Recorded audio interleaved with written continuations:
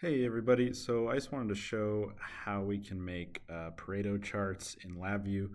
For those of you who may not know what a Pareto chart is, basically this is a way that we can have a whole bunch of different categories, factors that make up basically a fraction of a percentage.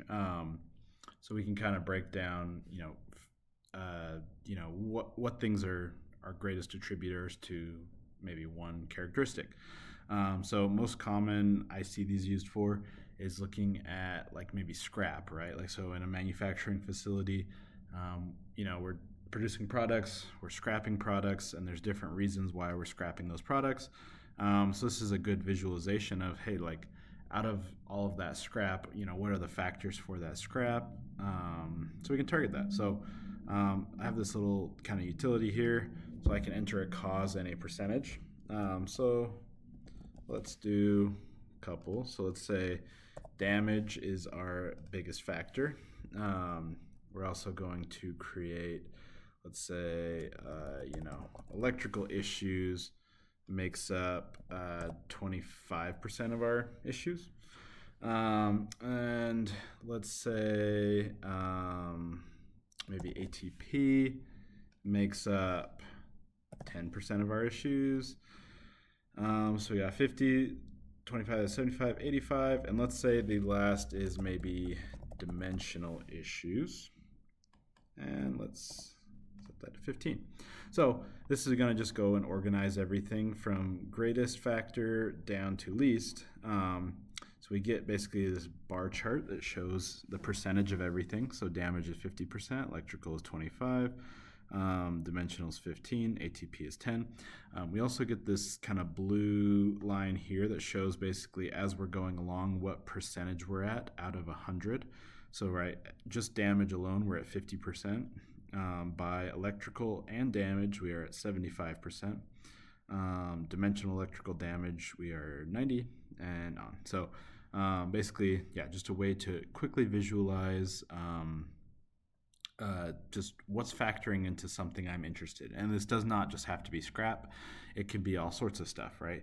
So, hey, you could be looking at why am I always late for work? And you could break down different factors like, my alarm didn't go off. I had to go get gas. I was making breakfast, stuff like that. So there's another thing I added here. So right click on the graph, you can click save. And I can just save an image of that graph. So I can then go include this in some different, paperwork, documents, whatever. So just a simple way to create a Pareto chart. Now, for anyone who is interested in how we're doing this, it's really pretty simple. So I have this cluster, so it's an array of clusters.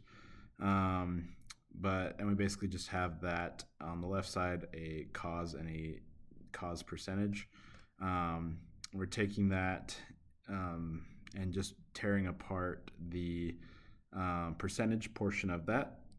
We are taking the sum of all of those percentages. To get stuff in the right order, we're just going to sort the array and then reverse the order. So the greatest is always first. So that way we get everything in the right place.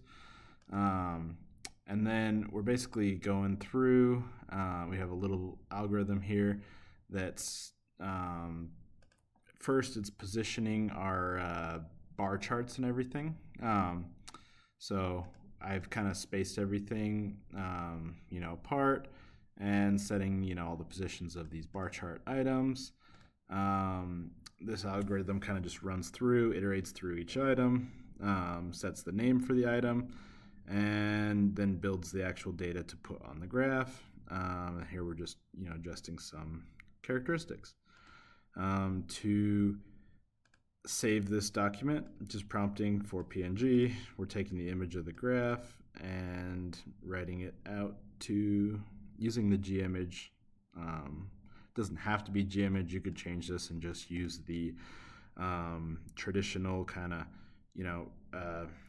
write PNG. I just I like the G image a lot, so I usually use those.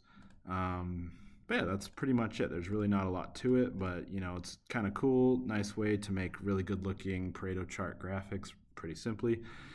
So if anyone is interested in getting this code and seeing specifically how I did this, or being able to just take this and kind of modify it how you need to, the link to this code, it's all in my GitLab repository. It's going to be in the description for the video.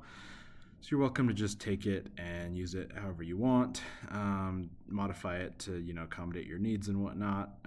It's really a pretty simple program, but a lot of work just went into kind of formatting the graph and whatnot, and getting everything to look nice.